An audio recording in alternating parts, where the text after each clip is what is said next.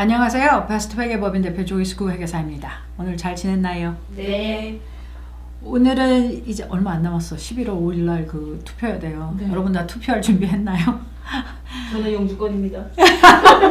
영주권은 못하고 이제 시민권자들은 투표를 하셔야 되는데 지금 이제 카멀라 해리스하고 트럼프하고 그지? 도널드 트럼프하고 이제 두 분이 러닝을 하잖아요. 하나는 카멀라 해리스는 데모크래시고 도널드 트럼프는 이제 리퍼블리칸 그렇게 됩니다. 근데 이제 오늘 저희가 얘기할 거는 그분들이 온갖 공약을 다 냈어요. 이 사람도 나 보트하면 좋겠고 저 사람도 나 보트하면 좋겠고 그러니까 온갖 공약을 냈는데 저는 그 중에 몇 가지만 특히 이제 텍스 관련 얘기를 좀 해보려고 합니다.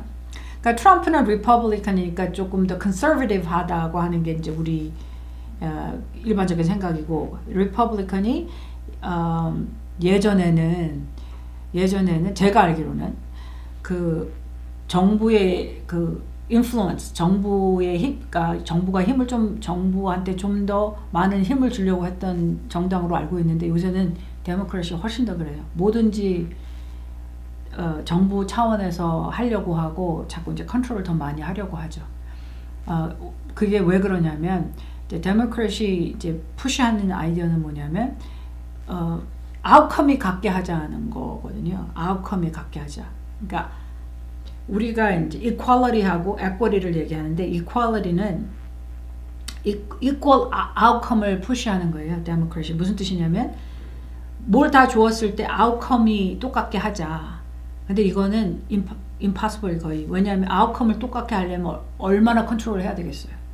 기회를 똑같이 주는 거는 이 사람이 예를 들어서 이 돈이 필요해서 대학을 가야 돼. 예를 들면 그걸로 이제 우리가 학비를 주는 걸로 해서 대학 가는 opportunity를 줄 수는 있지만 거기서 어떤 아웃컴이 나올지는 아무도 모르잖아. 근데 아웃컴을 컨트롤하려고 하면 누군가 계속 컨트롤해서 아웃컴 똑같이 해야 되는데 결국 이게 이제 우리가 어떤 면으로는 소셜리즘에 많이 가까워지는 얘기가 되는 거지. 그러니까 하여튼 그래서 사람들이 여러 가지 얘기를 합니다. 첫 번째 제일 중요한 거 비즈니스 텍스 레이트를 도널드 트럼프가 내렸어요. 예전에 그지? 21%로 내렸어. 플랫 피를 내는데 이번에 공약한 게 거기서 좀 더 내려보도록 하겠다. 뭐 20%로 내려보겠다는 거고 카멀라 해리스는 그 foreign like company tax rate를 28%로 올리겠다. 그렇게 하는 거예요. 그러니까 카멀라 해리스가 프로포즈 하는 건 뭐냐면 회사한테 좀 더 받아서 그 좀 저소득층에 뭐 크레딧을 좀 더 주겠다. 이제 그게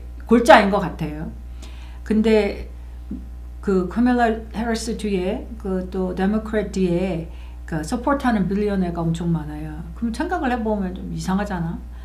내가 비즈니스 오너야, 빌리어너야. 근데 그걸 내가 왜 서포트 할까 생각이 들잖아. 그러니까 우리가 공약을 한다고 다 하는 거는 아니잖아요. 그죠? 공약을 해서 사람을 끌어들이는 거지 실제적으로 대통령이 된 다음에 그걸 execute 하는 건 이제 봐야 되는 거지. 그런 능력이 있는지 그런 그 resilience가 있는지 봐야 되는 거지. 근데 공약을 이렇게 한 거예요.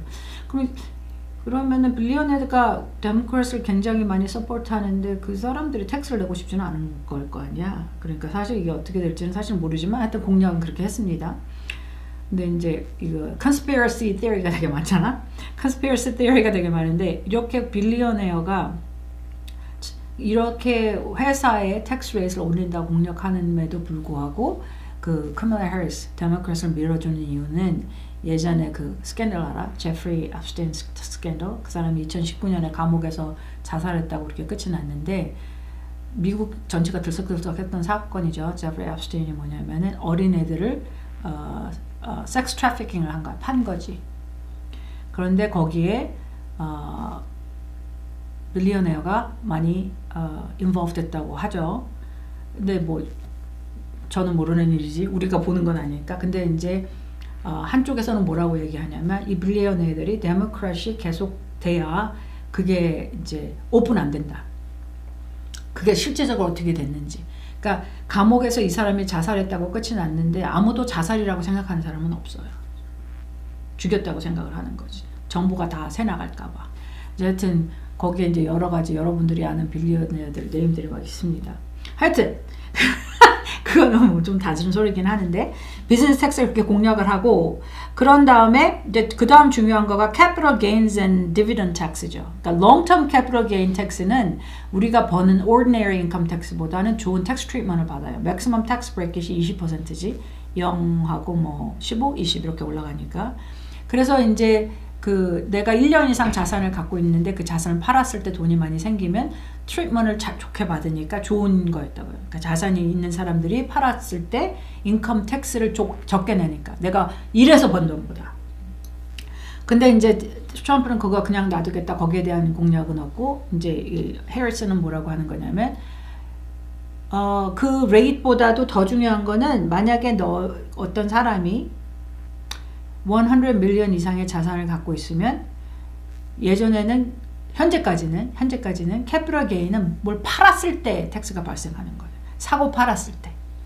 그런데 팔지 않아도 너 자산이 어느 정도 되면 그 포텐셜 게인이지. 그러니까 북 게인이죠. 실제 게인이야. 내 주머니에 들어온 돈이 아니지만 실제 게인은 아니지만 작년에 너가 1 빌리언이었는데 이번에 1.5 빌리언이 됐다고 그 마켓이 얘기를 하면 그 올라간 그 금액에 대해서 25%까지 텍스를 물게 하겠어. 그거가 이제 인 거예요. 아이디어인 거예요. 그러면서 이제 뭐라고 얘기하는 거냐면 우리가 돈 있는 사람들 거를 뺏어서 너네한테 줄게 그거거든요. 근데 이제 그게 돈 없는 사람들은 영향을 받는 게 아닌 게 아니라 만약에 이게 진행이 된다고 하면 큰 회사나 뭐 이런 사람들이 다 스탁을 갖고 있는 거잖아요.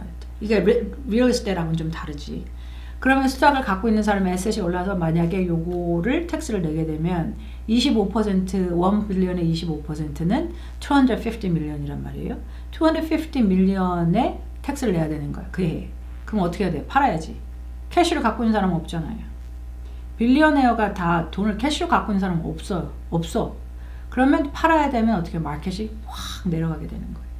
그러면 그때 혹시 우리가 은퇴를 하거나 그러면 내 401k 밸류가 갑자기 확 떨어지는 거가 그런 영향을 주게 됩니다. 그래서 이렇게 하는 거가 뭐 돈 있는 사람한테만 적용돼요가 아닌 거예요. 돈 있는 사람한테만 적용되는 게. 그러면 누구한테 그런 게 전혀 영향이 없겠어요? 그야말로 아무것도 없는 사람한테는 영향이 없겠지. 아무것도 없는 사람들. 나는 뭐 투자를 한 것도 없고 뭣도 없고 나는 그냥 페이첵 투 페이첵 살아요. 그래서 it doesn't affect me.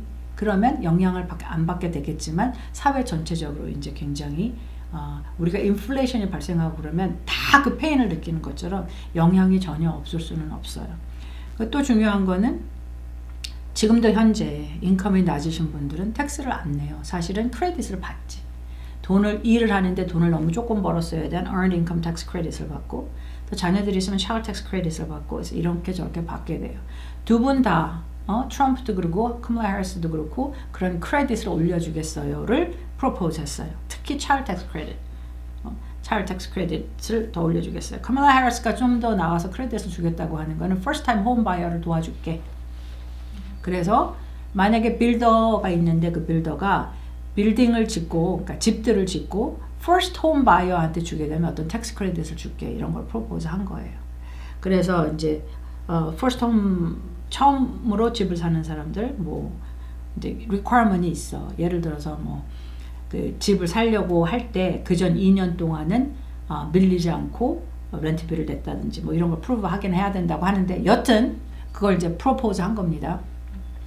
내가 이제 집을 처음 사는 너희들 힘드니까 살 수 있게 도와줄게. 그게 이제 프로포즈 하는 거예요. 카말라 해리스가. 근데 이제 실제적으로 이게 어떻게 플레이 아웃 될지는 questionable 하지. 이유가 뭐냐면 이거예요. 여러분 동네도 지금 가면 특히 developed places 그런 데 가면은 벌써 들어온 사람들이 있잖아. 그죠? 벌써 집을 다 지은 사람들이 있잖아. 그러면 그 사람들은 싼 집을 자기 옆에 두는 걸 원하지 않아요. 그러지 않겠어. 집값이 내려가니까. 내가 원하는 동네가 아니게 되잖아요.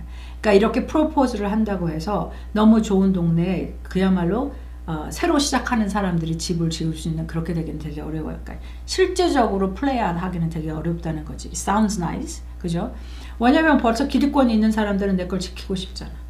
내가 들어갈 때는 갠신이 들어갔어도 내가 거기 살면 그 HOA가 하는 일이 뭐예요? 혹시 우리 집 가격이 떨어질까봐 난리를 치는 거 아니에요. 그만큼 좀 가진 우리들은, 가졌다고 하는 사람들은 그걸 지키려고 하기 때문에 뭐 내가 원하는 장소에 그런 데에다가 first time home buyer 빌딩을 짓기는 어렵겠죠. 집도 비싼데. 그리고 그 카운티에서 이제 허락도 안 해주는 거지.